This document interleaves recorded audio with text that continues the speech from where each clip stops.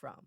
Or, the way we acquired it might sound barbaric, but was technically legal when we did it, and often read like they're trying to sugarcoat the truth of how they came to possess so many of these artifacts.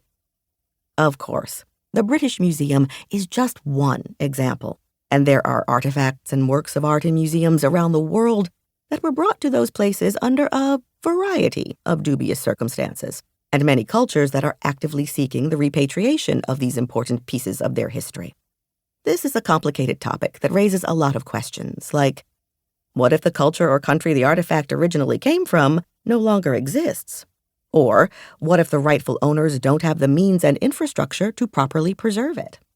I definitely don't have the right answer for how we move forward from the long-standing history of looting, pillaging, and theft. That's way above my pay grade.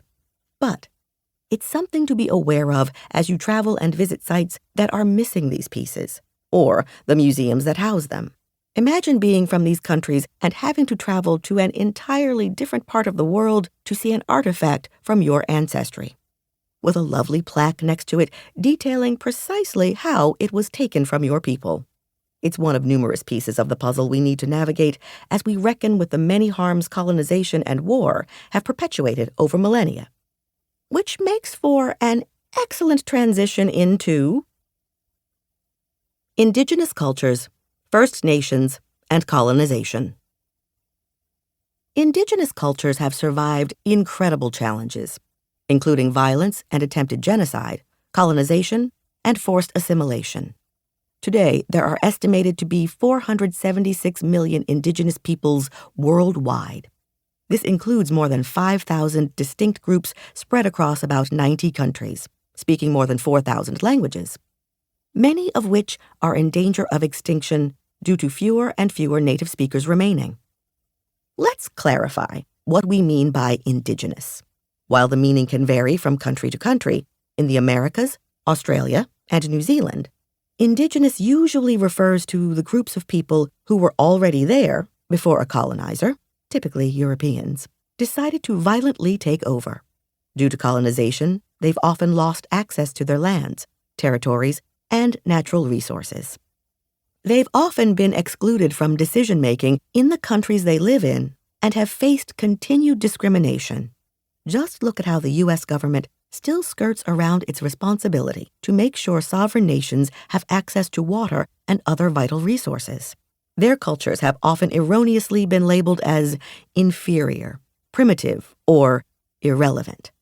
Thankfully, some countries are finally starting to recognize the damage done and are making some inroads to partially rectify the situation. Nothing in history can be undone. But by working together and truly listening to the harm that's been inflicted, we can find ways to move forward. In Australia, for instance, the state of Queensland recently returned a massive area of land to its traditional owners. In Australia, native communities tend to prefer to be referred to as traditional owners, First Nations, First Peoples, or Aboriginal Australians and Torres Strait Islander peoples, to name a few acceptable terms, all of which are proper nouns and should always be capitalized, including the Gudang Yadakanu, Atambaya, and Agamuti peoples. The Daintree rainforest was also given back to the eastern Kuku-Yalanji people. Now these Aboriginal communities are taking the lead and getting involved in tourism for these areas, giving visitors the incredible opportunity to learn about their history, culture, and relationship to the land. Indigenous-led tourism experiences aim to share and preserve culture while giving travelers an unforgettable experience. It's a win-win. These experiences are more genuine and less exploitative and directly benefit the community. By supporting native-owned tourism, you not only gain a deeper appreciation for the history and people of a region, but also help stop the loss of these vibrant cultures. Plus, the more people educate themselves about indigenous cultures, the less inaccurate and harmful stereotypes continue to be perpetuated.